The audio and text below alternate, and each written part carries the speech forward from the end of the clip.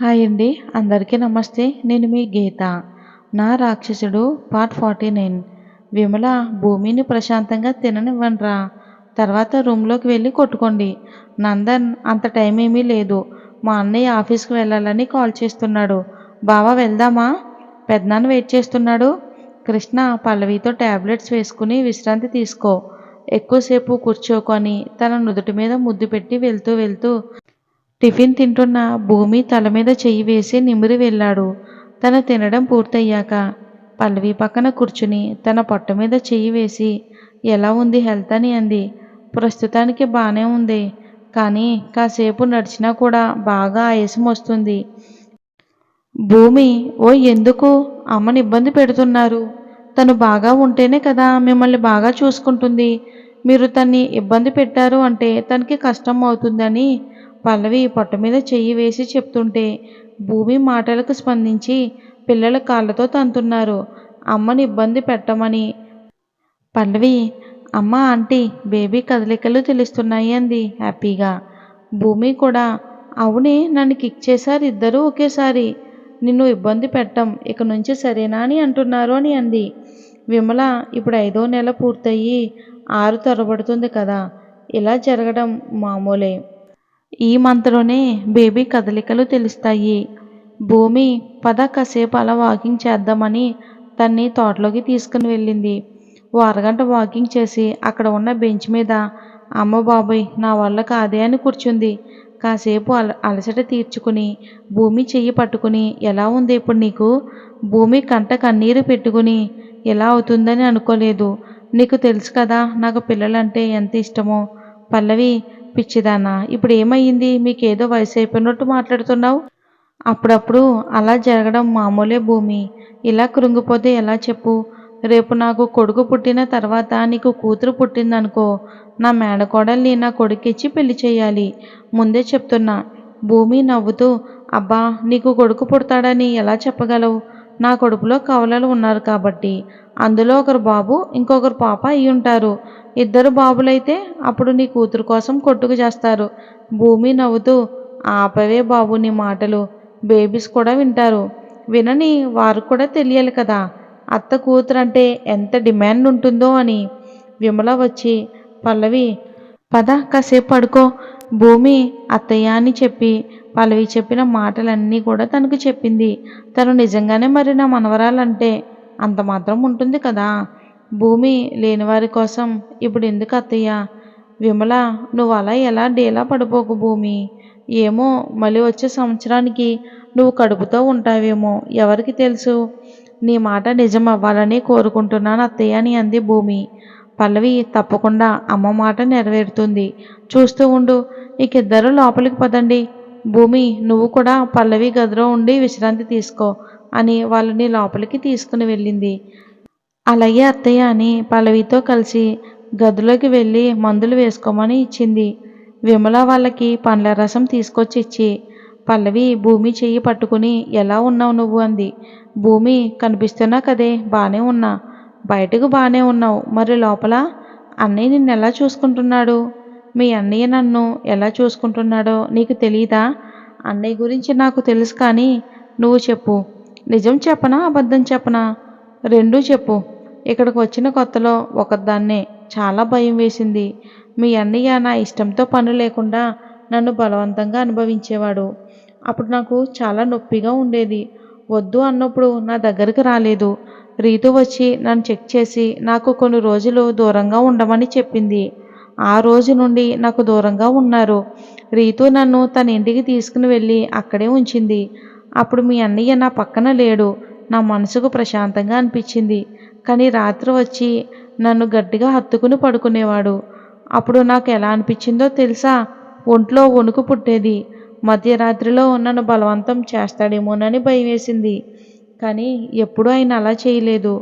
ఒకరోజు హఠాత్తుగా నన్ను తీసుకుని ఐలాండ్కి వెళ్ళాడు. అప్పుడు మీ అన్నయ్య మీద ఇష్టమో లేదంటే తను చేసిన మాయో ఏమో తెలియదు, కానీ నేను తనకే లొంగిపోయాను. తర్వాత కొన్ని రోజులకు నేను గర్భవతినని తెలిసింది. నీకు తెలుసు కదా నాకు పిల్లలంటే ఎంత ఇష్టమో.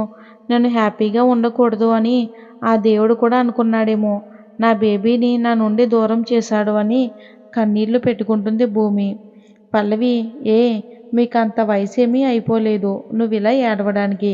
తదుపరి ఇలా జరగదు. నీకు మంచి అందమైన అమ్మాయి పుడుతుందిలే. భూమి, అమ్మాయి ఎందుకు? పల్లవి, నాకు పుట్టబోయే బాబుకి పెళ్ళంగా రావాలిగా మరి. భూమి నవ్వుతూ, అలా అయితే నేను అమ్మాయినే కంటాను నీకోసం. పల్లవి, నీకు అన్నయ్య అంటే ఇష్టం లేదు. ఆ మాటకు భూమి ఏం చెప్పాలో అర్థం కాక మౌనంగానే ఉంది. ఏంటే మౌనంగా ఉన్నావు? సమాధానం చెప్పు. ఆ మాటకు భూమి ఏం చెప్పాలి? నేను మీ అన్నయ్యని చూసి మొదట్లో భయపడ్డ మాట నిజమే. కానీ ఇప్పుడు ఆయన నా పక్కన లేకపోతే మాత్రం నాకేం తోచదు.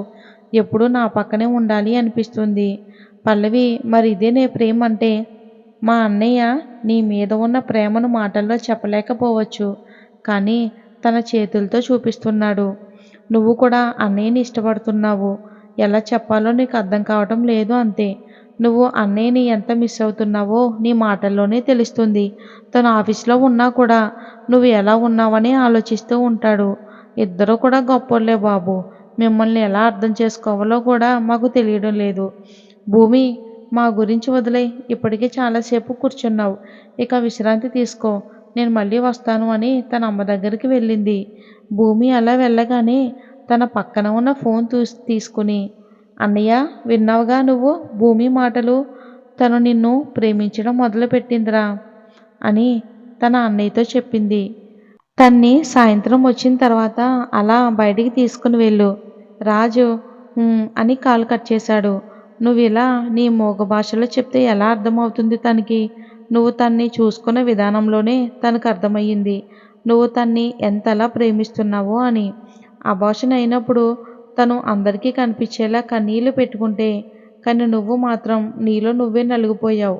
మాకు తెలుసు అన్నయ్య అని పల్లవి మనసులో అనుకుంటుంది. భూమి తన నాన్న దగ్గరికి వెళ్ళి, నాన్న, మీరెందుకు కిందకు రాలేదు టిఫిన్ చేయడానికి? మీ అమ్మ నా గదికే తీసుకుని వచ్చింది, తిన్నాను.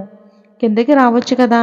నా స్నేహితుడు, అదే మీ మామయ్య ఉన్నాడు కదా, వాడు నన్ను చూస్తే తినకుండా వెళ్ళిపోతాడు. అందుకే రాలేదు. మీకు ఆయనకు గొడవ ఎక్కడ మొదలయ్యింది నాన్న?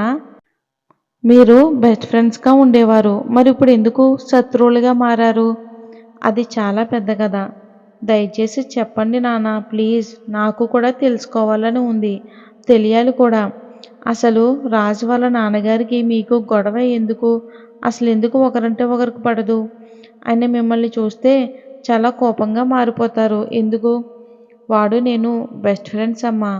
భూమి, వాట్? ఏం మాట్లాడుతున్నారు నాన్న? మరి ఇప్పుడు ఎందుకు ఇలా అయిపోయారు? రఘు గారు భూమిని మంచం మీద కూర్చోబెట్టి తలుపు దగ్గరికి వేసి భూమి పక్కన కూర్చుని, నేను మీ మామయ్య, అత్తయ్య ముగ్గురం ఒకే కాలేజు. ఆ కాలేజ్ కూడా రాజు వాళ్ళ తాతయ్య స్థాపించిందే. అందులో బాగా డబ్బున్న వాళ్ళు మాత్రమే చదవగలుగుతారు. నాకు అందులో ఉచిత సీటు వచ్చింది. మొదట్లో నాకు కొంచెం భయంగా అనిపించేది, అంత డబ్బున్న వాళ్ళ మధ్యలో నేను చదవగలుగుతానా అని. అప్పుడే నాకు జనార్దన్ పరిచయం అయ్యాడు. అప్పుడు నాకు తెలీదు ఆ కాలేజ్ వారిదేనని. అలా కొద్ది నెలల్లోనే మా స్నేహం బలంగా మారిపోయింది. అలా ఒక 2 సంవత్సరాలు గడిచిపోయాయి. స్నేహితుల్లా ఉన్నామేమో ప్రాణ స్నేహితులమయ్యాము. అప్పుడే తన చెల్లి సుభద్ర, ఇక విమల అదే కాలేజీలో జాయిన్ అయ్యారు. సుభద్రని తన చెల్లిగా పరిచయం చేశాడు జనార్దన్. తనని చూసిన మొదటి చూపులోనే ఇష్టపడ్డాను. ఎంతలా అంటే తనే నా జీవితం అని అప్పుడే ఫిక్స్ అయ్యాను. తనకి కూడా మొదటి చూపులోనే నేను నచ్చాను అని అర్థమయ్యింది. తానే ముందు మన స్నేహితులమని నాతో చెయ్యి కలిపింది. కొద్ది రోజుల్లో మా స్నేహం ప్రేమగా మారింది. అలాగే జనార్దన్, విమల కూడా ప్రేమలో మునిగి తేలుతున్నారు. మా ప్రేమ విషయం జనార్దన్ కూడా తెలిసింది. సుభద్రకి వాళ్ళ నాన్న అంటే చాలా భయం. నాతో పెళ్లికి ఒప్పుకుంటారో ఒప్పుకోరో అని భయపడుతూ ఉండేది. జనార్దన్ మాత్రం మా ప్రేమ విషయం తెలిసి చాలా సంతోషించాడు. అలా 1 సంవత్సరం మేము ప్రేమలో మునిగి తేలాము. కానీ ఒకరోజు హఠాత్తుగా ఊరు నుండి ఫోన్ వచ్చింది. వెంటనే జనార్దన్కి, సుభద్రకి చెప్పి ఊరు బయలుదేరి వెళ్ళాను. అప్పుడే నా జీవితం మలుపు తిరుగుతుందని నాకు తెలీదు.